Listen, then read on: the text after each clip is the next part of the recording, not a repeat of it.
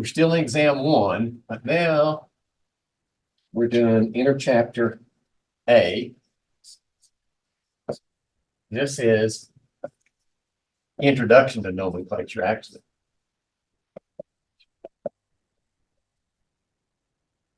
Let's just say introduction.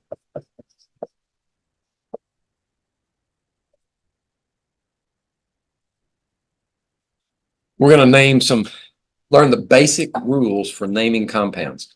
And what you do, we're going to start off with straight chains, and then we're going to say, what do you do when you have a branch chain? And then what do you do when you add functional groups on it? Okay.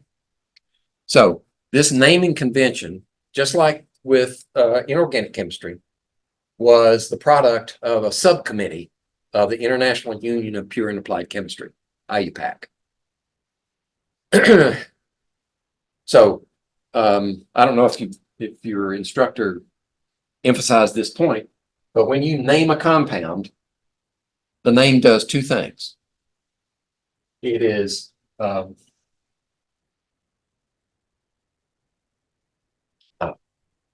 well, I'm having trouble today. I'll start off with one I can remember. The name is non-redundant. That is, it doesn't have anything in the name that's not supposed to be there. But for instance, in inorganic chemistry, if we had this compound,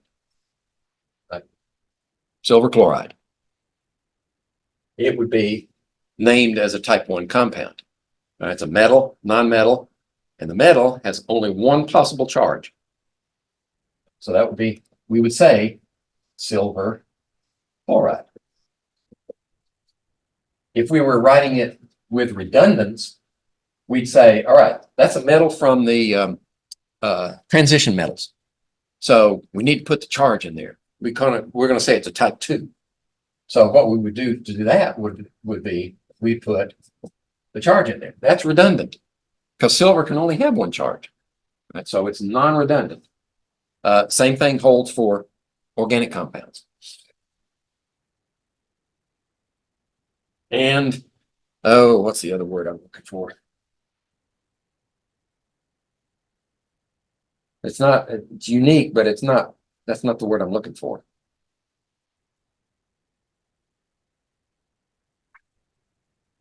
I'll just write unique for now. The name can't be anything else. You go from here to here or from here to here. There's no possibility for side roads.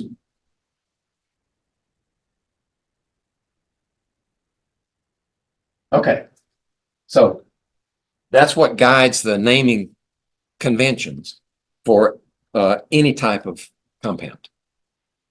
And we're going to learn some of them now. All right, those are examples, right? We don't need to dwell on that. Some of them can be very, very complex molecules. And naming them I'd be hard pressed to name something like morphine using the convention. So we're going to keep it simple as possible. Convention meaning the structure. Is that what that means? What did I say? You said you would have a hard time naming something like morphine just with the convention. Oh, right, using the rules. Oh. Yeah, that's what I mean. Using the rules for naming compounds. Naming morphine would be a problem for me. I mean, the simpler ones, yeah, I think I can do those. Okay, so we're going to start off with alkanes, right? The simple straight chain, single bonded molecules of carbon chains. Right? And the ANE means that they're all single bonds. There are no double bonds, no triple bonds. And we start off with methane. Right? Everybody knows that one because we get that one in inorganic chemistry. That's CH4. Then ethane is 2 carbons. Right? Let's see. Are they doing it that way? Yeah, they did it that way. 2 carbons. And we need 4 bonds on each carbon. That's called ethane. Then we did propane already. Propane is 3 carbons.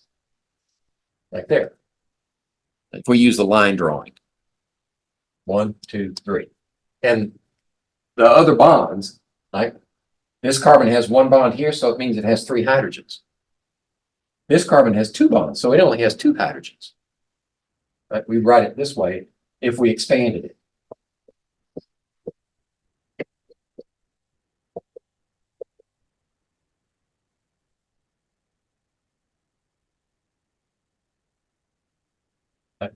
That's what that means. That's propane. The next one up is butane with 4 carbons. 1, 2, 3, 4. These would have 2 hydrogens, 2 hydrogens, 3 hydrogens, 3 hydrogens. Next one, we go to the Greek prefixes. Penta means 5. So now we're pentane. Don't ask me why, but these are not conventional. Like we don't use the Greek prefixes for 1, 2, 3, and 4. It's probably something held over from medieval times. But pentane would have 5 carbons. 1, 2, 3, 4, 5. And the next one is 6, hexa. Hexane. 1, 2, 3, 4, 5, 6. Okay. And we keep going up. Heptane is 7, octane is 8, nonane is 9, and decane is 10. And they can go on and on and on with the right prefixes. You all know octane. You burn that in your gas tank. That's why they call it, when you go to buy gas, is the octane rating. That's 87, 89, 93. It's based upon pure octane. Pure octane is taken as 100 on a scale. So the octane rating of what was it, 80, did I say 87? Yeah, 87 is a lower octane rating. And you get a higher octane rating. And once you get to octane, pure octane, you have 100. We used to be able to get higher than that, higher octane rating than that. But you would have additives to it. And most of them, well, the leaded additives don't let you use it. Tetraethyl lead was common to give you a high octane fuel, and the lead got to be a problem. So they used other things like tertiary butyl ketone, tertiary butyl something. It's more expensive, but accomplish the same thing. Okay, so there's your starting point for the straight chain alkanes. You need to memorize those. Okay. Then we can substitute. We can they've got a generic substituent they call G. I like R, but G's okay. And you substitute an alkane. So what we would do is say maybe replace one of those hydrogens, right? We'd have a hydrogen here, replace one of them with some component, like substitute. Now the naming convention has to be able to tell us where on the molecule that substituent occurs and give us a way of putting it in the name so that we can speak it back. Have you ever seen that movie, 13th Warrior? Oh, yeah, it is good. But this, to make a long story short, this Arab ambassador was sent to the North Country, and he encounters Vikings and behaves as an ambassador. I mean, he's relating his country to their country, but he's trying to learn their language, and he eventually does. And then their leader noticed that he was making marks in the sand, writing words. He says, let's see, the The Viking says, you can write words. You can draw words. He says, yes, and I can speak them back. So it goes both ways. We need a convention that will allow us to write the name so that we can redraw the structure without error. This would be a substituted butane. Now, we wouldn't write the hydrogen in there. We know that that carbon has 1, 2, 3 bonds. Hydrogen is the one left out. Okay, so if we start with the halo compounds, fluorine, chlorine, bromine, iodine, then the convention is to take the base name. Let's make some room here.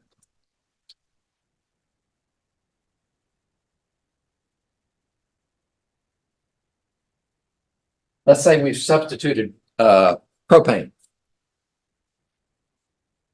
There. Each one of these carbons start from either side. Our example starts from the left. That's the 1 carbon, that's the 2 carbon, that's the 3 carbon. One possible position for the chlorine in this case is attached to that carbon. Okay? So if that's the case, then our base molecule is propane. And we have we don't say chlorine propane, we say chloropropane. Chloropropane. Now, where is it located? It's located on carbon 1. So 1 chloropropane is that molecule. And then the other example that we're given is where we put the chlorine on this. In this case, it would be 2 chloropropane.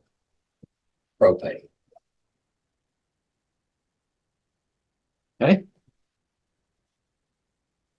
Now, why do we not bother putting the chlorine on 3? It's not free.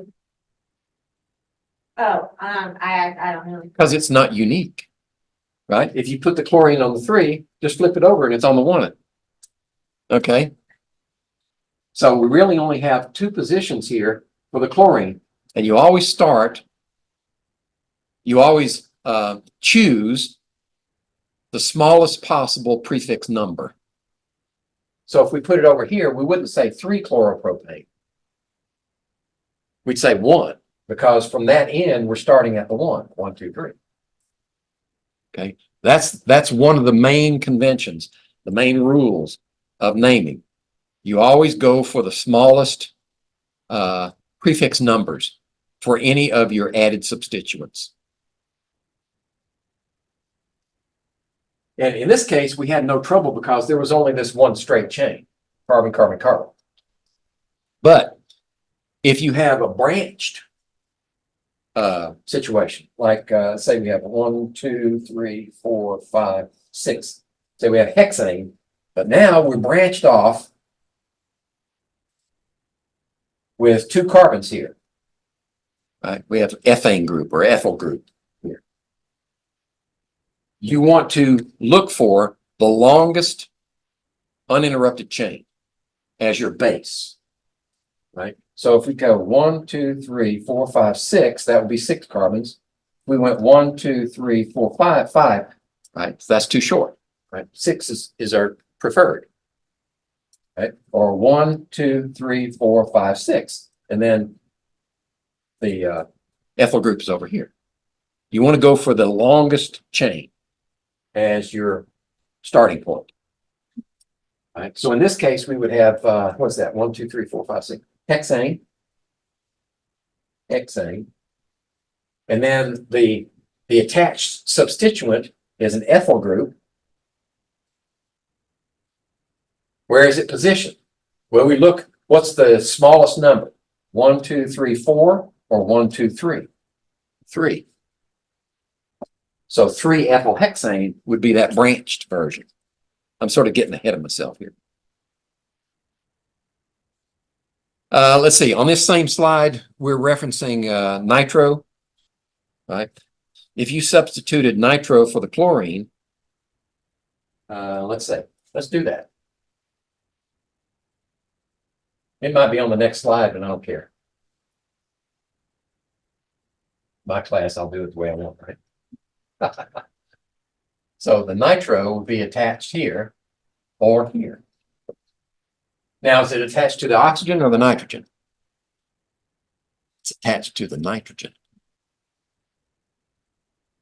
So this would be 1 nitropropane or 2 nitropropane. Now, there's, since that's just like wait, so is there any bond between N and O? Like why? Oh, yeah, yes. Mhm, There sure. is, Yeah, so you're not looking at it like a polyatomic? no, this is covalently bonded. So we would do, let's see, probably like that. No, that would give nitrogen a charge. It would have to be like this. So if you're working with like one of the polyatomics, it's just connecting to the central atom. So Say it again. if you're working, like, if we're working with a polyatomic, will you, connect it to the central atom? Because Polyatomics, because I guess that's not really a polyatomic. no, Okay, that's what nitrate I'm is getting not. confused. I'm getting it confused with nitrate. Yeah, Okay, yeah, nitrate's different. yes. So, Whenever you have polyatomics, you're generally talking about an ionic compound. The polyatomic with a metal or another polyatomic. Right. we wouldn't see something in this case like that. No, Okay, all right, no. that makes sense. Okay, so let's see. So these are just rules. Identify the main chain. It's the longest parent chain. Right. Then you add the name of the substituent here, the nitro. And then you number the carbon atoms so that you get the smallest number prefix for the substituent. And add that to the name. This is the most basic set of rules for naming organic compounds, what we covered right now. So this will expand with other rules. Let's see. Now, if you only have, and this is a case, this bromomethane, this is a case where you don't want to be redundant. Right? You don't want to put superfluous information into the name because there's only one carbon. So you wouldn't say 1 bromomethane. You don't have to distinguish between the carbons because there's only one. So we wouldn't say 1 bromo, it's just say bromomethane. That's it. Not redundant. Let's see.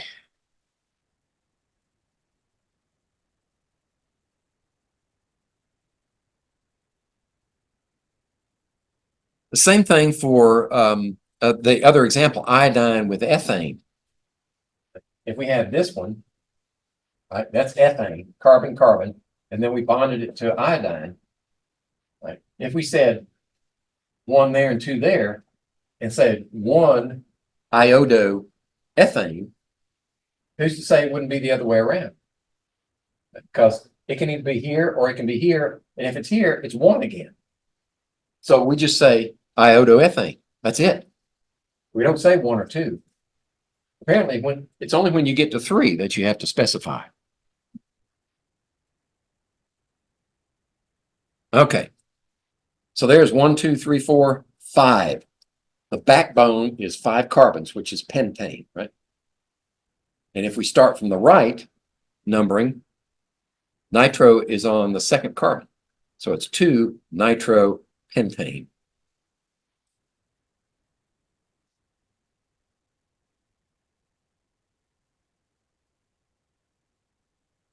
Yep, there it is. 2 nitropentane.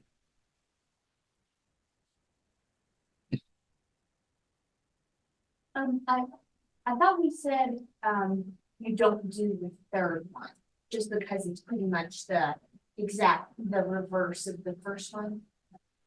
it was back a little bit, but where. When we were using propane? Yes. Yeah. Okay, yeah. If we're using propane, that's true. Like, if you put, let's see, nitro.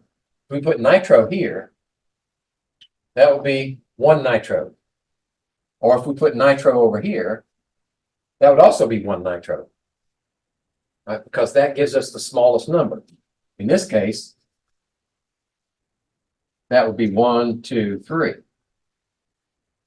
But all you have to do is flip the molecule over, and the 3's over here now, and the 1's there. But the smallest number prefix is 1. Now, when you get to more complex molecules like, let's see, 1, 2, 3, 4, 5, our pentane, and we try to put nitro on these groups, we could do, and sometimes the easiest way to deal with it is to draw every possible combination you can think of. Right? Number 1 through 5 and put a nitro on each one. And then go in and say which ones are duplicates. And just cross out the duplicates, keeping the one with the lowest number. So we could go 1, 2 here, and 3. But if we went to 4, that's the same as 2. Went to 5, that's the same as 1. So we've only got 1, 2, and 3 possible substitution points in this molecule. That's probably the most difficult hurdle to make in organic chemistry, is seeing when you've got a duplicate, especially when we start talking about isomers. That's why those models will help. Let's see. Now, what do you do if you got 2 substituents? Let's see. Let's take this one out, and let's add a nitro here. Okay. We've still got the backbone, 1, 2, 3, 4, 5, pentane. Okay. But we have 2 nitros. We have a dinitro. Now, where are the dinitros located? They're located at 1 and 2. Okay. If we had, if we move that nitro over here, then this would be 3. 1, 2, 3. We couldn't go from this side because that 1, 2 be 3, 4, 5. 3 and 5 is bigger than 1 and 3. So we wouldn't use it from the other end. We'd use it from the small end. Would that change that to like a tri-nitro pentane? Let's see what would happen. 1, 2, 3, 4, 5. If we had a trinitropentane, say we had one here, here, and here, that would be 1, 2, and 3. 1, 2, 3 trinitropentane. But if we moved one of those nitros over here, and we tried to keep 3, 4, and 5 here, that would be 1, 3, 4. If we numbered from the other side, it would be 2, 3, and 5. So that would be larger numbers. That one's bigger than that one. That one's bigger than that one. So we picked this one, the way it's written.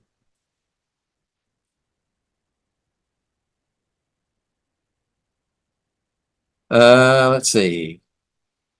Okay. That's just a reminder of your prefixes. Ditri, tetra. There's no mono in there. Probably because if you got 1, you don't say mono. If you only had 1, you would just say the number and nitro. Wouldn't say mono. That would be redundant. Okay, now we got a complex one. See if we can make sense of this one.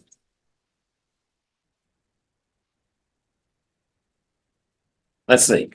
Carbon backbone, 1, 2, 3, 4, 5, 6. 1, 2, 3, 4, 5, 6. And this one has a nitro. It starts up. Yeah, nitro. And then a fluorine and a fluorine. And this one has fluorine. And this one has a nitro, right? Yep, nitro. This one has fluorine.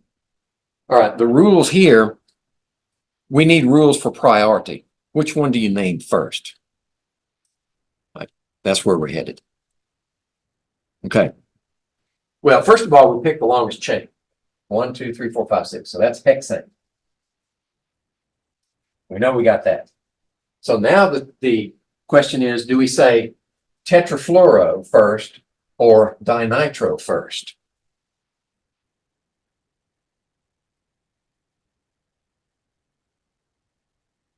Let me see. There's got to be a tiebreaker. I'm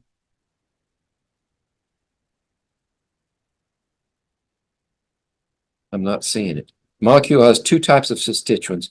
Fluoro comes, oh, it's alphabetical. I should have known that. Right. So the first one that we put here is the fluoro. And the second one we put is the nitro. So it's di, nitro. And we have to say where they're located. Like 1, 2, 3, 4, 5, 6. So it's 1 and 4. Dinitro. And this one is tetrafluoro.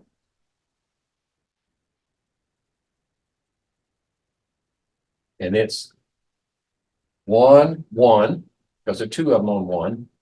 And then there's one on the 3. And then there's another one on the 5. I think that's right. 1, 1, 3, 5, and 1, 4. Yep. If we started from the other side, this would be 2, 4, 6, right? Which would be bigger than that. Those numbers would be bigger. We want the smallest numbers possible. So numbering from left to right in this case is the correct way.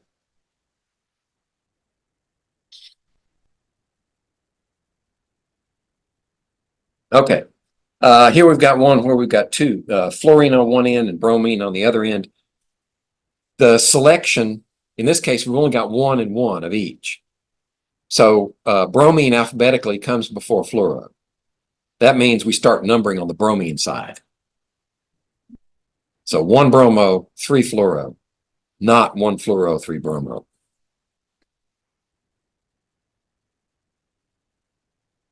Okay, alkyl substitutions. In other words, this is where we're going to start talking about branching. Alkyl substitutions are the side groups that have carbon. So the first one is derived, and these names are derived from their alkane names. Methane gives you a methyl group. Ethane gives you an ethyl group, 2 carbons. Propane gives you propyl group, which is 3 carbons.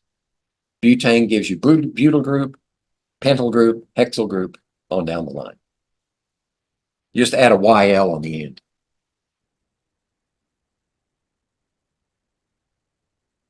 Right, so in this case, the first example, numbering from left to right, we get a small number, and we have a branch there, which is a methyl group. So 3-methylhexane would be the proper name for that.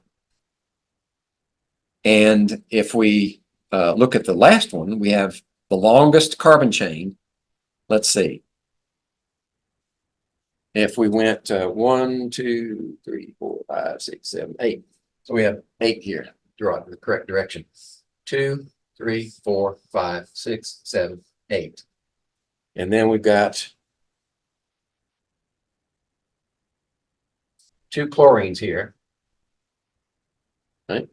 And then here we have a propyl group. There's 1 carbon, 2 carbons, 3 carbons. So how do we number this? Let's see, 1, 2, 3, 4, 5, 6, 7. 1, 2, 3, 4, 5, 6, 7, 8. Or 1, 2, 3, 4, 5, 6, 7, 8. So we could go either this way. It's probably better to go the straight chain that you drew. So what we want is the smallest numbering system, and chloro, C comes before P. So chloro is going to be first. This is octane as our longest chain. And then this is the propyl group. And these are our chlorines. So C becomes before P. So we want C on the small end. And so we number it from this end, 3, 4. So we have dichloro. And it's on, both of them are on 4. 4, 4, dichloro. And then we have, on the 5 group, we have propyl. 5 propyl, 4, 4 dichlorooctane. Oops, excuse me. I did it backwards, didn't I? Alphabetically. C comes before P. C comes before P. Yeah. 5 propyl. Octane. There we go. It takes practice. You see, I'm out of practice.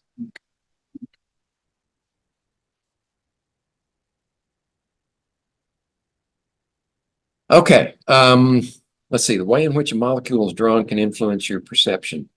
Count the carbons to find the longest possible chain.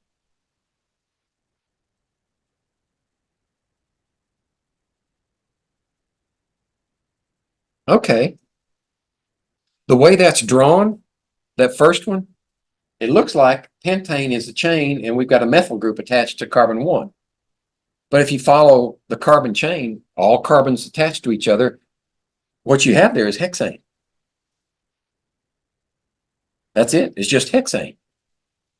Right? There's no substitute, there's no side group on that. Now, if we put that on the second carbon, yeah, then you'd have a different name. 2-ethylbutane. The longest continuous carbon chain has 5 carbons. So ethylbutane is not correct. If we count the carbons, the longest chain is pentane. And then at the number 2 position, actually 3 position, is the methyl group. I didn't know we were supposed to start counting. Trial and error. Right. You try to count the longest chain. Like from this end, I would go 1, 2, 3, 4, 5, 6, 7, 8. That's one possibility. If I took the branch into account, 1, 2, 3, 4, 5, 6, 7, 8. That's the same. You can only go up to 8. No, you can go bigger. You're looking for the longest chain. But you couldn't do 1, 2, 3, 4, 5, 6, 7, 8, jump back down 9, 10, 11 or something. Oh, no. No, it has to be continuous. Yeah. That makes sense. Which is why down here in the right-hand corner, they didn't take into account that other This one? extra thing because it's not continuous. Right. Okay. It's a branch. All right. Now that one's not a branch. Right. Because it's continuous. Right. But this one is a branch. And this one is demonstrating the fact that the longest chain is not 4. The longest chain is 5. 1, 2, 3, 4, 5. And then this one shoots off at 3.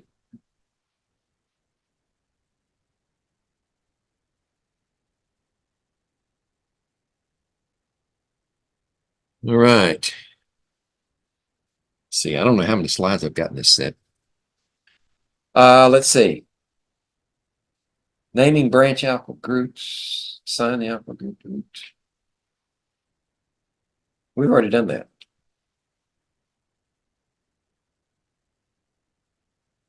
Yeah, we've already done that.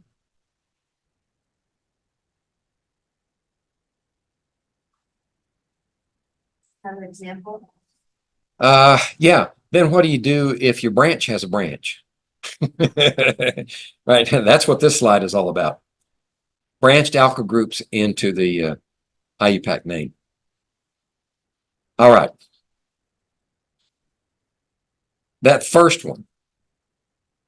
Let me put that one on the board. 1, 2, 3, 4, 5, 6. 1, 2, 3, 4, 5, 6. And then off of this one, we have a nitro. And then off of this one, we have. Okay. This methyl ethyl group. Okay, we're going to start off with the longest chain. 1, 2, 3, 4, 5, 6. Let's see. 1, 2, 3, 4, 5.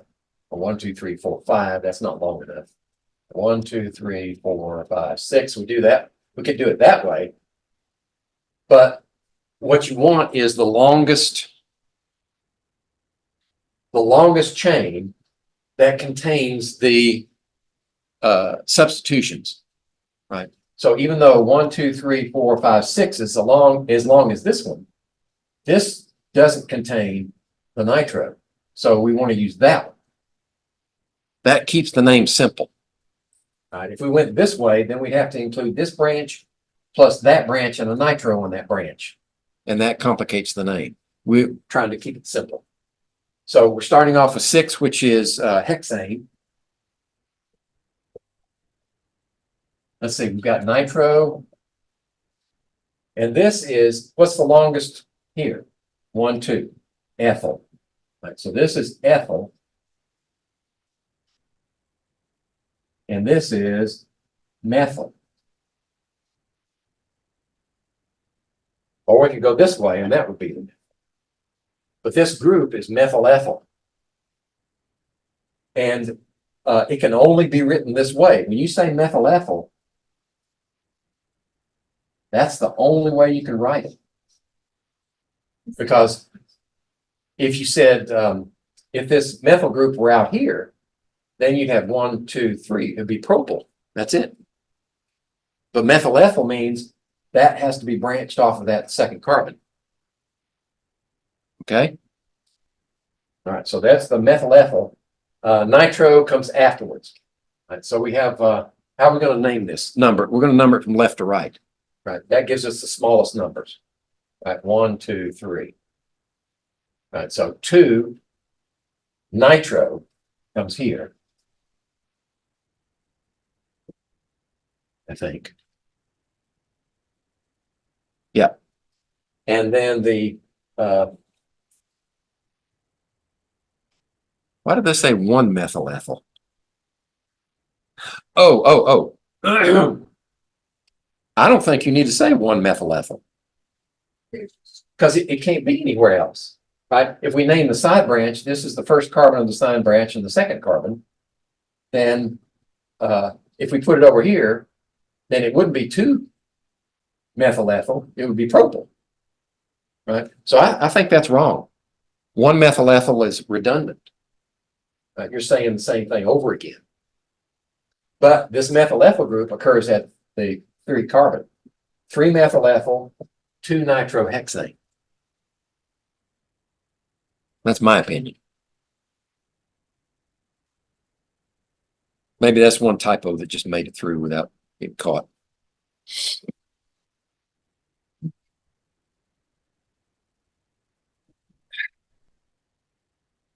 Okay.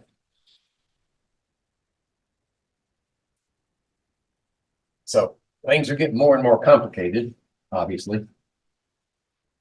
The second one has a branched branch. Bromo and ethyl methyl butyl, those things. B is going to come before that. So the bromo comes first. You got 3 bromos, tribromo, 2, 3, 4 on those carbons. And the longest chain, let's see, if we look at the longest chain, let's see, 1, 2, 3, 4, 5, 6, 7, 8.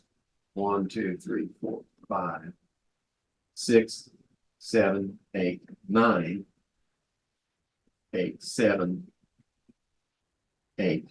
Right. So the longest chain is this. It's 10. Okay, so there's our base, our decade. And we know bromo comes first because B is at the beginning of the alphabet. Now, where is this side branch occurring? It occurs at carbon 5. And then we start working on naming the side branch. The longest chain in this side branch is butane. Right? Not 1, 2, 3. 1, 2, 3, 4. So the butane, this is the backbone of the side branch. Butyl, and it has one ethyl and two methyls. So E becomes before M. And the ethyl group is off of the first carbon. When you have a side branch, a complicated side branch like this, you start numbering from where it's attached. Regardless, you just start here and work your way out.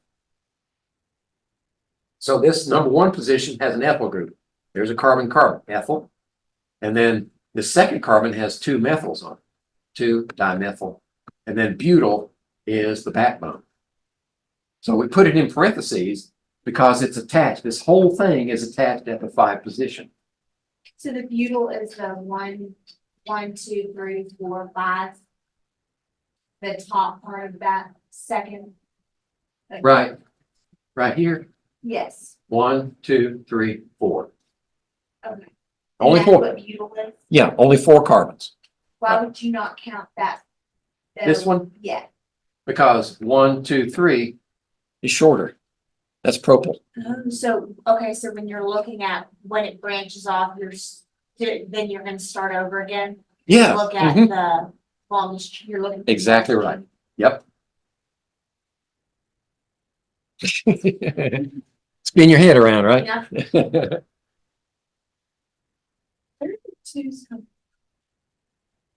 The 2,2 dimethyl. Oh, we would number the carbons on the side group starting with this one. That's the one that's attached to the main, the parent. So that's 1, and that's 2, that's 3, and that's 4. So this is 2, 2. This is a carbon CH3 and a CH3. Okay. Yep. That's the 2,2 dimethyl right here. And this is the 1 ethyl, right? 2 carbons is derived from ethane, ethyl, and it's attached at the number 1 carbon.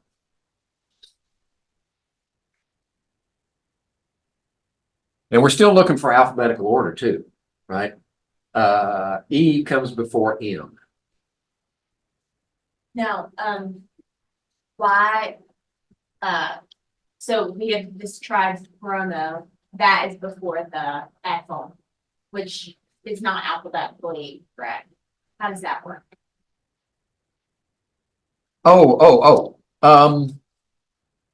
Okay.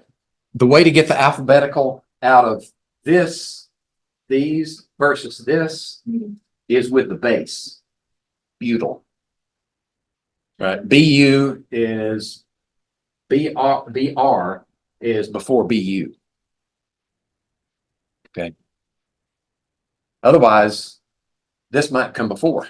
It depends. If this were let's see, if this were chloro, that would come over here and this would be over there.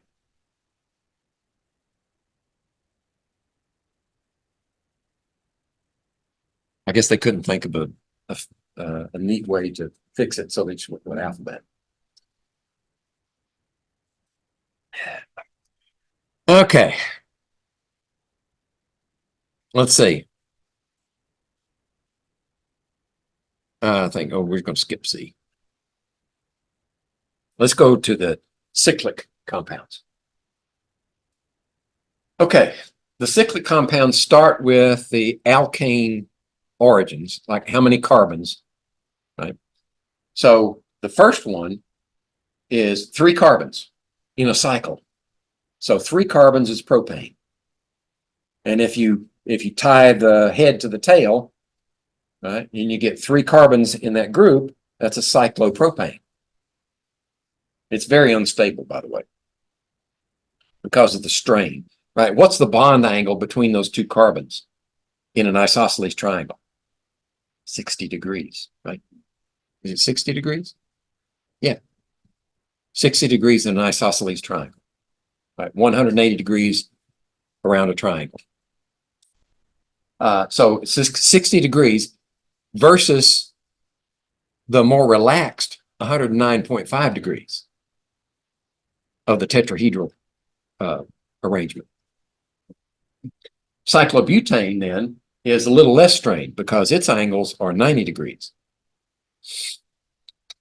And cyclopentane is almost no strain at all. There is a little bit of strain. But you have 5 carbons in a cycle. That's a cyclopentane, cyclohexane, heptane, octane.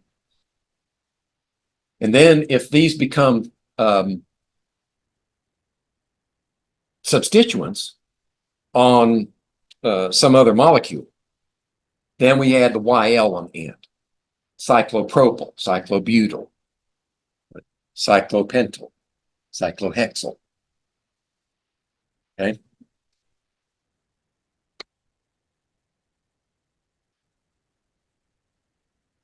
Now there's a question.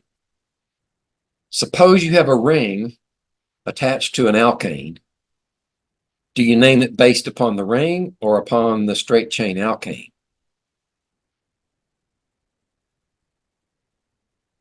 So a carbon that's part of a ring is not counted as part of a chain. Right. So what that means is if you're trying to find the longest chain, you don't even go to that. You bypass it. You either go down here like this, which is too short, or you go all the way out here like this. So that's an octane. Then you do the substitution. Why can you, I feel like I think I asked a question a while back where you couldn't, continue on because you can't bypass that one, branch. Like before we would have stopped it, before we wouldn't have reached, you know what I mean? You wouldn't have gone all the way over here, but you would have Yes. gone up there. Or yes, you would have done that branch as your, Yeah. With this branch right here, that would have made it too short. right. Going over here like this makes it longest. But in order to get that long alkane chain, we have to skip this cyclopentane and use it as a side group substituent.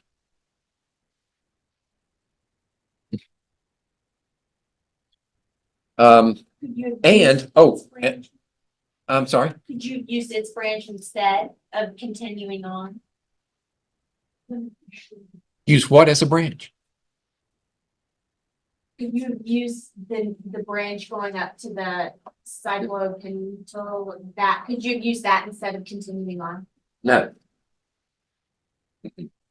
What you do is you count the cyclic branch separately. So that wouldn't be counted as a carbon? That's a carbon right there.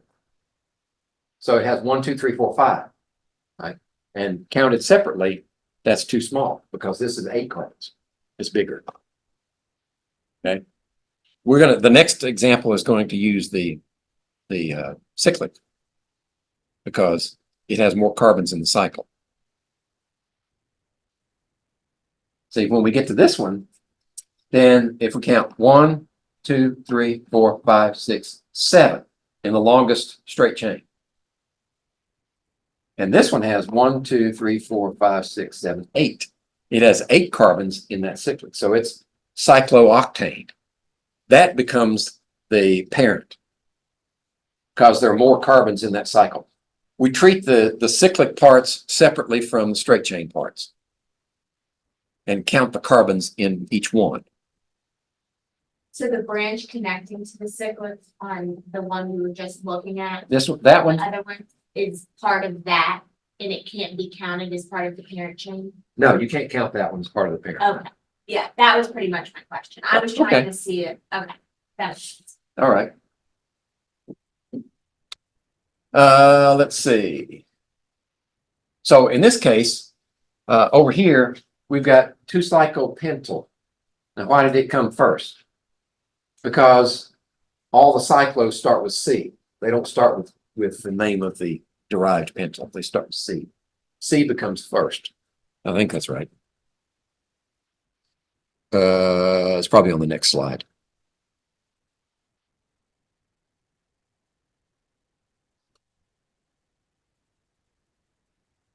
Okay. So, yeah, I think when we go back to this one comes first because it starts with C. Cyclo is not a Greek prefix saying the number of. Right. If it were di, tri, or penta or whatever times this, then we would start there. Use that as our alphabetic. But since it's cyclo, C comes before N. So we would do the cyclo first. In this case, how do we number that one? Right. Well, since we've only got one substituent, the number is going to be where this part branches off. Okay, so this branching off is on cyclooctane. So that's cyclooctane, and what we branch off of it is 1, 2, 3, 4, 5, 6, 7. Excuse me, branching from here. Excuse me, 1, 2, 3, 4, 5, 6. That's hexyl, and then the methyl group is branched off of that number 1 carbon. So we have 1 methyl hexyl. 1 methyl comes off of this first carbon. Now in this case, we can't say this carbon is not the same as this one. So we can't say 1, 2, 3, 4, 5 and say that that's the same as flipping around, because now it's fixed in position attached to that cyclic part. So we can say 1 here, 1 methyl. If we just said methyl hexyl, it could be anywhere in there. So in this case, we do have to say 1 methyl.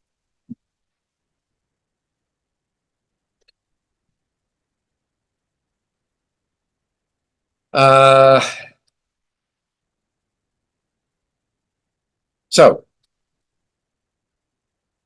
in that previous case, it was easy to number because we only had 1 branch off of the cycle.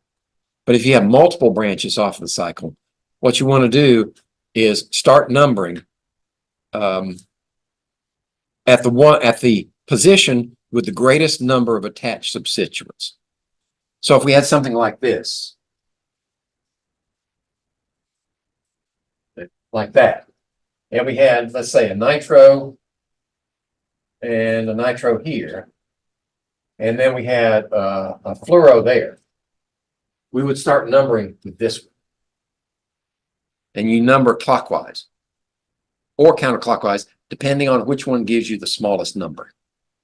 So if we say this one's 1, 2, 3, 4, 5, or 1, 2, 3, we would number that counterclockwise. So you're going counterclockwise always? No, not always. Only when it gives you the smallest number. If we went this way and we went 2, 3, 4, 5, it'd be 1, 5. But if we go 1, 2, 3, that gives us a smaller number. So this one would be cyclohexane.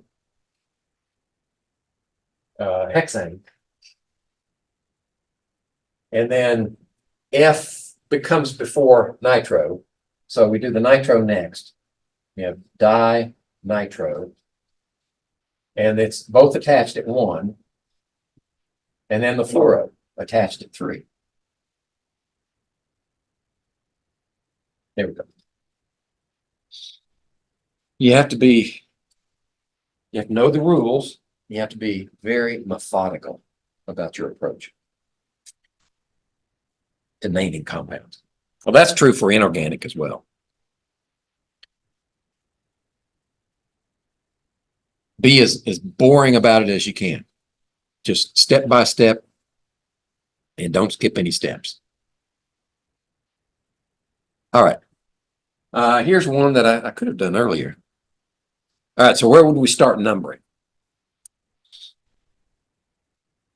We'd start numbering right here because it has 2 substituents off of that 1 carbon. So how are we going to get the smallest number? If we have dimethyl here, then this is cyclohexane. Then if we went this way, it'd be 1, 2, 3, 4. Or if we went this way, it'd be 1, 2, 3. Doesn't matter. So in this case, it doesn't matter, but typically you would want to go for your smallest route, your smallest Oh, number. excuse me. It would matter because now we've got to put them in alphabetical order. The bromo comes before the chloro. So we would start here. 1, let's see. 1, 2, 3 bromo, 4 chloro. Yeah, it does matter.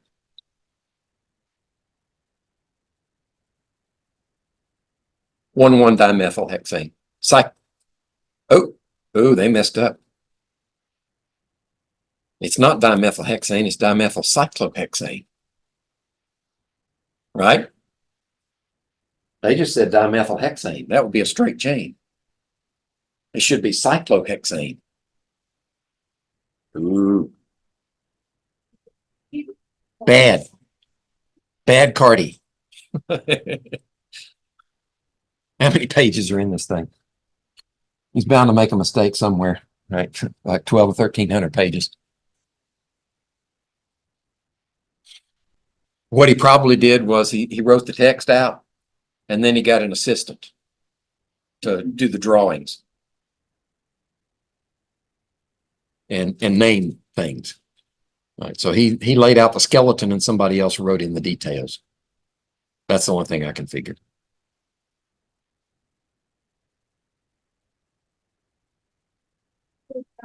That comes from the two shop right at the top. Yes. Right.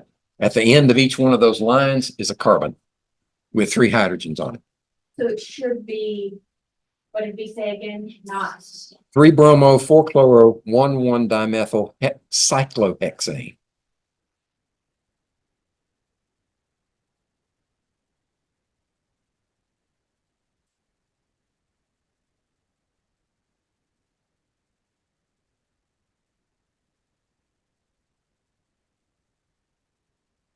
Ethers and alkoxies. Right. Ethers have the oxygen in the middle of 2 carbons.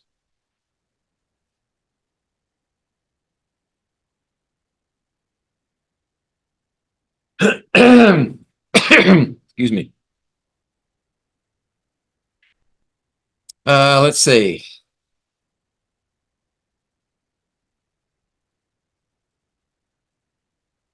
Okay, in this case, we have to find out which one is the longest chain. Right? If we attach an alkyl group to one side or the other, we have to count the carbons in this one and the carbons in that one and see which one's the longest one. That's where we start with our parent. So that's the root. Let's see. In the first one, it doesn't matter. Right? Because the longest group is 1 carbon, right? Methane. So methane, methoxy. For ether groups, we say how many carbons are attached to it, right? This would be ethane, ethoxy, because the oxy is the attachment point to the main chain. The first one has a more common name, dimethyl ether. It has 2 methyl groups attached with an oxygen. If you have 2 ethyl groups attached to an oxygen, it's diethyl ether. I think diethyl ether is the one they used to use as an anesthetic, or not an anesthetic. Will they put you to sleep for operations? What's the word? Anesthetic. Yeah, anesthetic. They dripped it on a mask and breathed it. So, and the last one, which one's the longest chain? Well, the cyclohexane, it's got 6 carbons in it. Right? And the side chain only has 1, 2, 3. So this is our parent, cyclohexane. Now, what are we attaching to it? Well, we've got 1, 2, 3. Propyl or propoxy is the side group. Propoxy propoxy, cyclohexane, and the numbering doesn't matter because there's only one. But you can put it anywhere. Okay.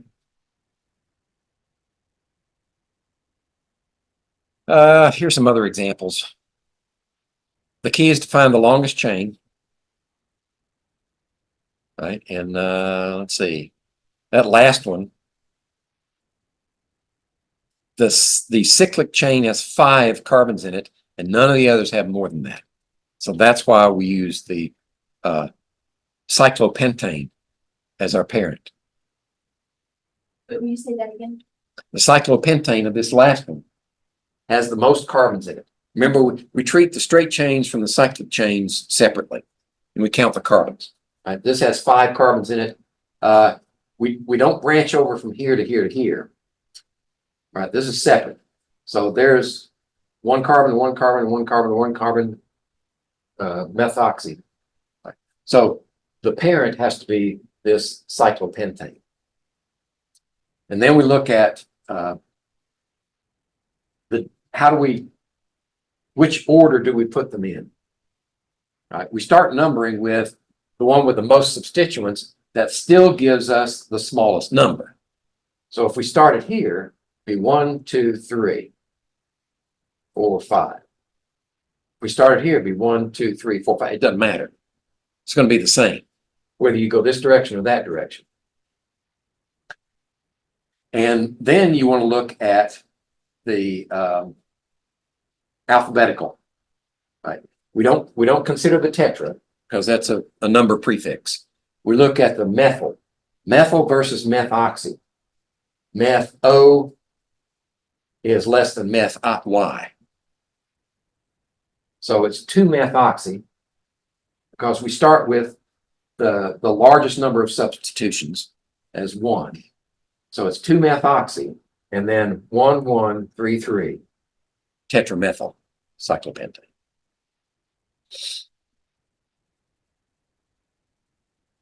We're going to start with the oxygens branching off and then go. Numbering? Is that what you mean? Right. Oh, writing it out. Well, in this case, we're still going alphabetical, right? So meth O versus meth Y. Meth O comes before meth Y in alphabetical listing. Yeah. But that's a separate deal from numbering the cyclic. The cyclic is numbered based upon number 1 is the most substituted carbon. And that would be this one or this one. And in either case, you're going to get the same numbering system. Now, if these two were over here, then we'd start over here. Because that definitely would give us the smaller numbering system. It'd go 1, 2, 3, and then there'd be 4 there. 4, 4. 1, 1, 4, 4.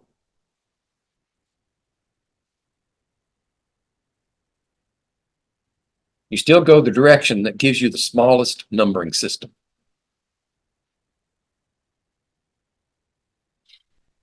Trivial names versus common names. Trivial names, I've heard also say these, not just, trivial names. That's right. Trivial. Trivial. Yeah, that's correct. Or common names. Isopropyl. Iso means the attachment somewhere on that propane group is in the middle. If it's on the end, say if it's propane like that, and we attach something to the end here, that's called normal. Or N. Let's say that G is 1, 2, 3. Let's say it's hydroxyl. That would be N normal propanol. OL means alcohol. So we have a propane and we add an alcohol group on the end. And it's normal, that means it's attached on the ends. And if you attach it on its ends, it's the same thing. No difference. But if we say iso, isopropanol. Then we would have 3 carbons, and the alcohol group would be on the central carbon.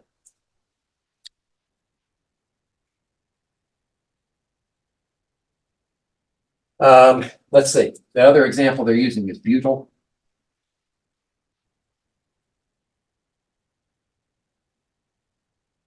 If we said, the reason they're saying butyl is there are 1, 2, 3, 4 carbons. Tertiary butyl. So tertiary butyl sometimes is used in a name when the substituent here is attached to this group. And it's called tertiary because that carbon, if you have a carbon with 1 attachment to it other than hydrogen, this is primary. If you have a carbon with 2 attached to it, that's secondary. If you have a carbon with 3 attached to it, that's tertiary. Okay. So that's why we say tertiary butyl. Now, if this were written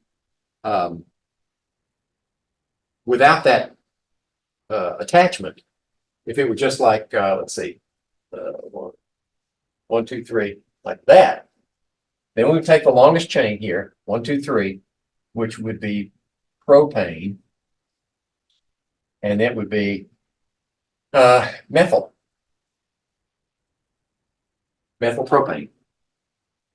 So tertiary butyl is the same as methylpropane.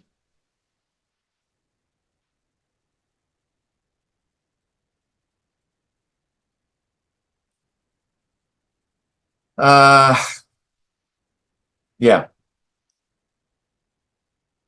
Common names are used in the popular literature and in news outlets, and people generally understand what they mean. But if we're going to discuss the chemistry of any compound, we need to be more specific than that, because the slightest change can alter the reactivity. But these are presented so that you understand that there are trivial names. Okay, that was our introduction to nomenclature. And it's probably enough for now. Digest that for a while. So you need to get your electronic with the homework code so you can register, and then I can put you into the course, and your models. I'm not sure where to get the I models. might just order mine from Amazon. Yeah, it'll take a couple of days. Do you have Amazon Prime? It'll still be a few days. I probably wouldn't have it by Wednesday, but I definitely have it by Monday. Okay. But we still have sets here that we can use. Yeah. Let me see what we're doing next week. 3-dimensional geometry, intermolecular. Okay, we will get the models out next week. Well, Wednesday, do you mean Wednesday or next week? Is it? Oh, Wednesday, excuse me. Okay. Yeah. 2 days from now. Yeah, we'll get the models out and use those to help us understand the 3-dimensional arrangements. Okay, let's see. It's almost 1:30. Time to go.